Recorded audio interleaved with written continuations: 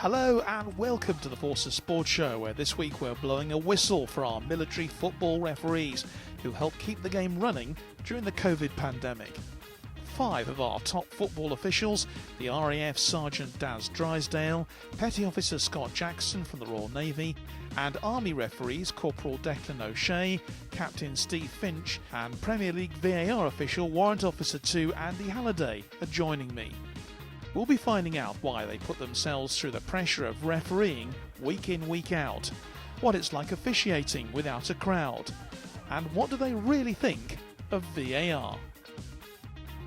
The first question to ask you, how do you balance a demanding job in the military with the responsibility and the pressures of high-profile refereeing, which can put you in the firing line?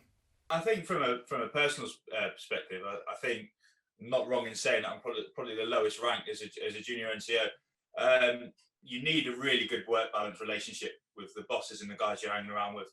I've had to really be open and honest and tell them what it is and almost explain the level of the game that we're operating at. That it's not part of football, and there are in the normal time sort of paying customers that come into the game. So being open and honest, having a really understanding boss is probably number one on that list for me anyway. I don't know if the other lads sort of agree. I think it's important for both parties to see what they can get from it as well, because us as officials, we are given to the game, but we're also given to the services as well. So the services are getting back the recognition that we give to them, and they're benefiting from what we get as well, because we can give them retention possibilities from that as well. So it's about a give and take, I think, John, to be honest with you. I think that'll be the same for most of the guys, I think. There's a huge amount of travel involved, Scott. I mean, I know that from watching you in action a couple of weeks ago, there's a massive amount of travel around the country, and you had to add that to what is already an existing busy schedule. The level I operate at, the kickoffs are sporadic at best, with a midday kickoff here, and at the moment a 7 o'clock kickoff, which is not really compatible, to a 4 or a 4:30 finish. So it's about, do you take a day's leave for a fixture that you got, or do you work with your boss to work late, set up early, work from home, work from a hotel room, that type of stuff, which will give you the flexibility to deliver, both meet the needs of the relevant services and the needs of the game and our hobby and passion to referee. Well, you all have obviously different jobs to do. Steve, your job, I'm sure, is very different, for example, to what Daz does in the RAF. And does that impinge on the sort of commitments that you can make to your refereeing? I mean, I think personally, I'm in a fortunate position where my job does allow me the flexibility. I can work from home. I've got a laptop. I come in and out as and when required. It's all about the output. I think I'm just going to Beck sort of undersold himself there a little bit. He's in a training establishment where his workload is full on. So for him to get his work life or his football and work balance is probably, or it definitely is, a lot trickier than it is for me. I hold a little bit of rank, which allows me also the flexibility, whereas Deck, as he's already mentioned, is a junior NCO. So I think we're in a fortunate position there. We're also fortunate at the level of football that we're officiating on, that it does have not always the recognition it deserves through the forces or through our own service. But I think definitely in the army, we've got a good nucleus of a committee that sell what we do. So that sort of gives it that little bit of extra oomph when required. But down at the grassroots level, that's where we really do struggle with some of the referees being allowed the time off. Newly qualified guys and girls that are out there, all they want to do is go out and referee, but their change of command can sometimes be a little bit awkward. But that's when we use our sort of experience and the level we're at to sell. This is where these girls and guys could be in years to come. Daz, you've been doing the refereeing for a very long time now, haven't you? I mean, and so it. All the rest of the lads are agreeing, by the way. But this presumably is an issue that you've dealt with, for all that period. It's very much a give and take relationship with your line of command. they give and I take. No, that's absolutely tongue in cheek. But it's a case of without that understanding, then you're not going to progress in this game. The massive benefit, if there is such a benefit of working from home, is the fact that you're not tied to core hours in terms of the 8 till 5 as you would be in an office environment. If it means switching your laptop on at 10 o'clock at night to catch up or 6 in the morning to get ahead of the game, then it's just a case of moving your working day around that to ensure that you can be at your fixtures as and when required. Just for an example, you could have for a referee, you could be travelling to Plymouth on a Tuesday night, which doesn't mean sort of knocking off a little bit early. That means potentially taking a whole day. So it's how you can have that superb relationship with your chain of command to ensure that you can be at the fixture at the appropriate time, and obviously not lose your working environment because of it. Well, there's a huge amount of give and take, obviously, from what you've all said. Dan, I'll stay with you because, obviously, you've been involved in a fairly controversial situation over the last few weeks. But it really goes on to the next question about the atmosphere in which you are all refereeing at the moment. In grounds without fans, the atmosphere is totally different. Is that making the relationship with the players, if you like, and what happens on the pitch different? Is it easier or is it more difficult to referee without fans in the grounds?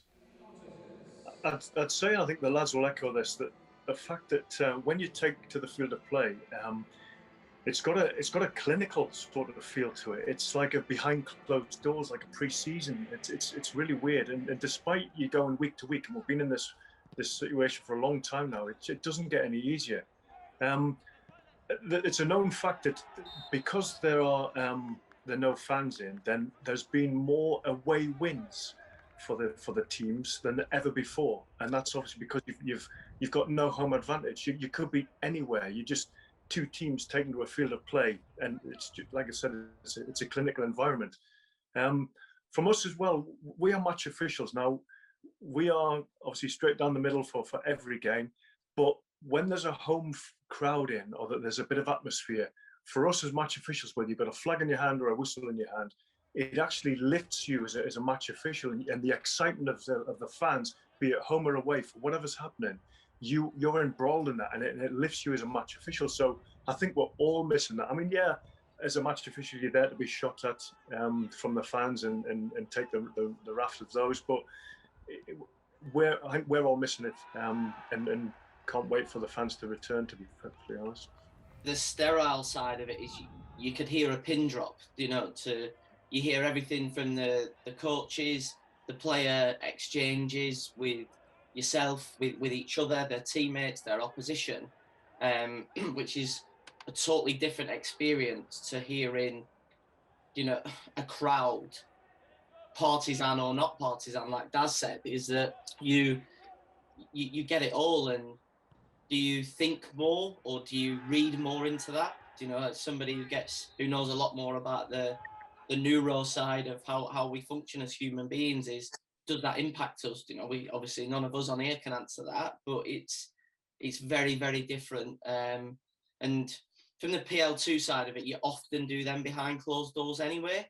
But you could flick, for myself, I flick between that and the National League in normal times, where you could go to Stockport, Torquay, them types of grounds, old football league clubs with a solid fan base who expect more and expect a lot from the players. So it's very, very different, and I don't know if it's a good thing.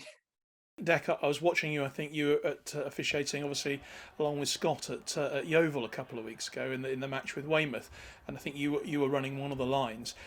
Are you more aware of the comments that are coming from the touch lines and from the benches and from the coaches? At any decisions when you've waved your flag, maybe they don't agree with, that you might note more when there's no one else in the ground. From a dugout point of view, not really, because I think everyone will agree. Dugouts are fairly hostile places anyway. Fourth man will get the brunt of most things for 90 minutes. In terms of actual decision making, unless it's something outrageous, I've found during this period that player reaction has been very subdued. So we go away from games thinking everything's gone swimmingly well, and there'll be occasions where things have come back where we've made as a group or individually an incorrect decision, but no one's got a clue that that's happened because the players have accepted it so well, because they're not being sort of, the atmosphere is not being risen by the fans or the home crowd, away crowd.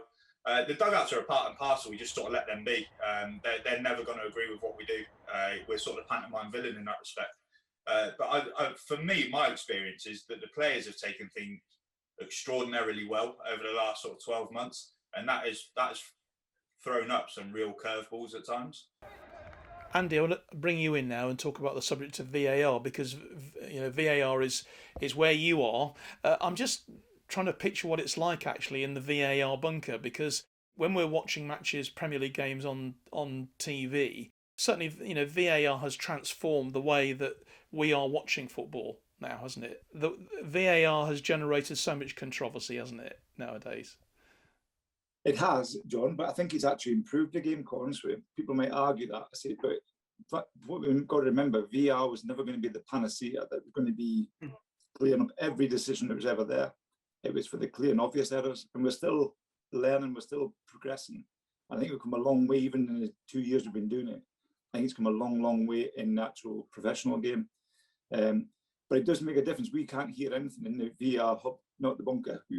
Sometimes it feels like a bunker, but it's a VR hub. We can't hear the fans at all. We just hear the referees, and that's all we hear. So it's quite a different environment altogether. The introduction, for example, of goal line technology has completely removed that level of controversy now, hasn't it? Do you think people expected that VAR would do the same across the board when it came in? Yeah, I think they did, but it was never going to be that. It was never going to be, because the goal line technology was black and white. It was cameras. We never got involved in it. You've still got opinions in certain things. But if you look at the things like offside, people can argue offside with VR, but it is factual. It is completely factual. You might have the opinion of the referee where he's putting the line, but that is where we all work with. So it's always going to be a factual thing. If once we set the lines on the screens, once we say that's where we're setting the lines, the machines take over and go if it's offside or onside. So it's a factual. You don't get many people arguing now over offside being offside. If they argue over, oh, it's only a little bit, is he offside? Yes, he is. So it's you can't argue that fact. From a personal point of view, this is totally personal. I'm glad that I'm not operating with it, to be perfectly honest. You could argue that in its inception that the VAR was always going to be a little bit clunky, because obviously it's a brand new concept that was being rolled out, and it's been tweaked and refined all the time. So it's very much a work in progress. It's far, far better now than it ever was when it first came in.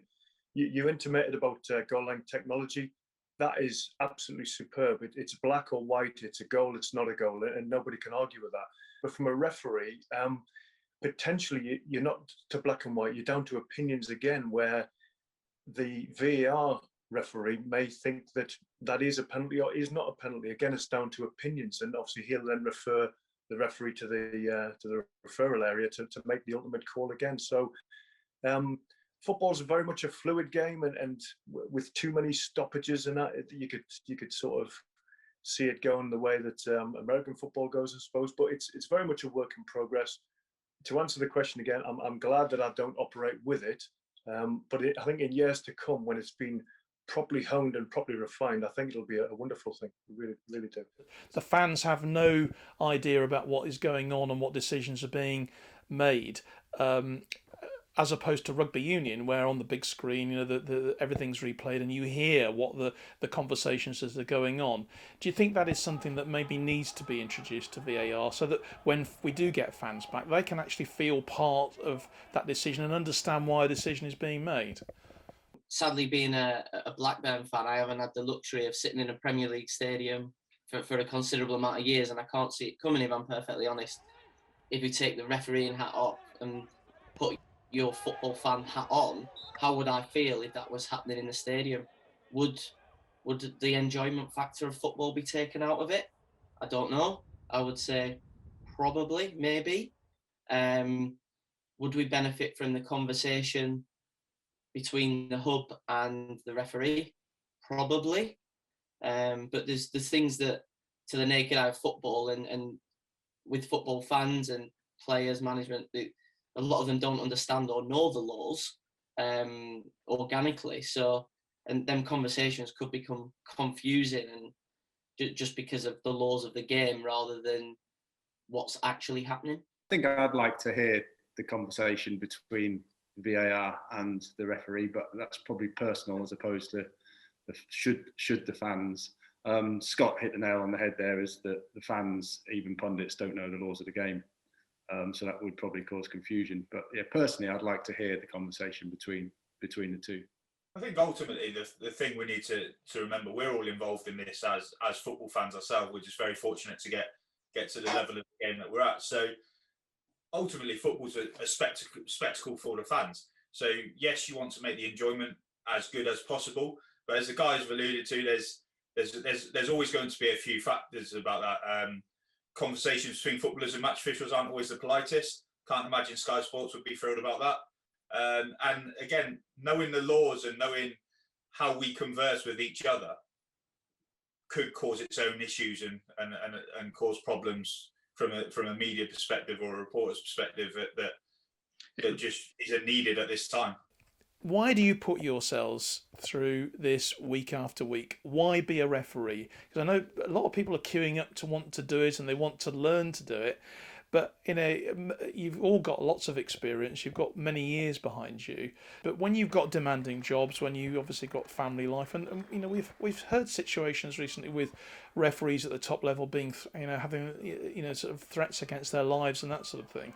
It does make me wonder why you want to do it. Yeah, I think standout items such as what Mike Dean's experience, there's no place for any of it. I think everyone would agree that that's just completely bang out of order, and no one wants that. And if that was more frequent, I don't think you'd have many guys and girls involved. Circling back though, for me personally, contrary to popular belief, I used to play the game once upon a time. I wasn't great at it. Had the opportunity to go down the refereeing route, plucked away, really enjoyed it. Got a lot of support from Wiltshire FA before I joined the Army FA, subsequently carried on by the Army FA, who pointed me, nurtured me in the right direction and ultimately got me to where I was today. Comes that, it's sacrifices, like you say, family life. I'm married with a 6-year-old, and quite frankly, I get away with murder on the road 2-3 times a week, come back, obviously watch football on TV. If there's football on the telly, 9 times out of 10 it's on in my house, and I absolutely get away with everything football related, and I get so much support from indoors. It probably goes unrecognised. This is the first time I admit that, because I've never told her that. So we'll get this on record. So yeah, I think from a family point of view, it's a huge support level as well. It makes a massive difference. For me, one of the things that I love is the dressing room environment. And what I mean by that is you could have the match officials are appointed the week before. You have your communications before you get to the game, get to the ground. But once you're in the dressing room environment, you could have a chief executive officer sat to your left. You could have a senior police officer sat to your right. You in the military. It doesn't matter what your background is.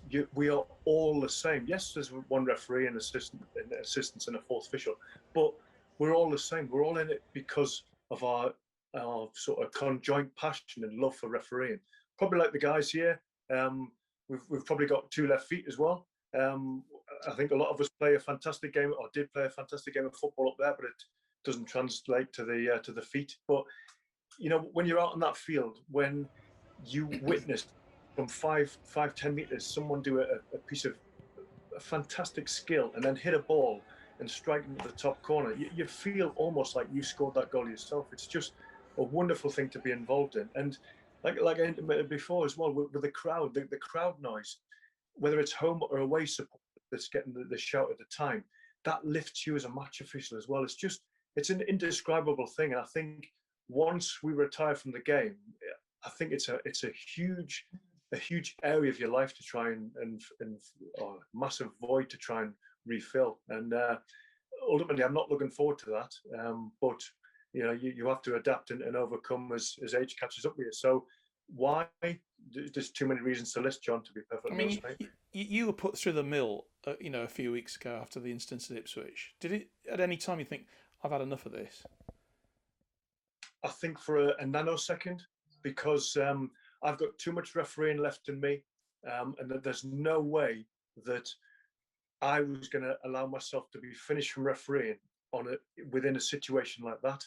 I want to finish on a season where I know mentally and physically that that's enough for me.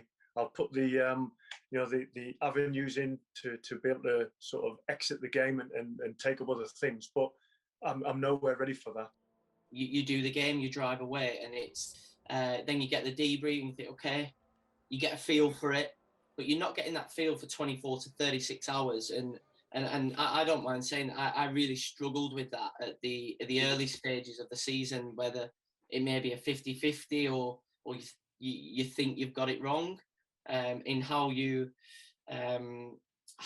accommodate that in your daily life and put it in a box until the night after. And then you've got the night after, and then you could wait 2 to 3 days for the report, but you could have a game in that time.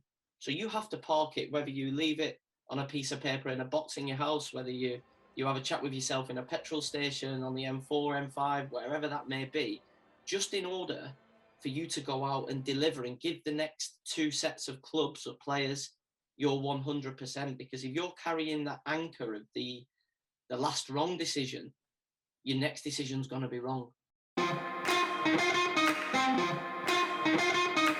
Thanks for watching. Don't forget to like and subscribe for more videos like this.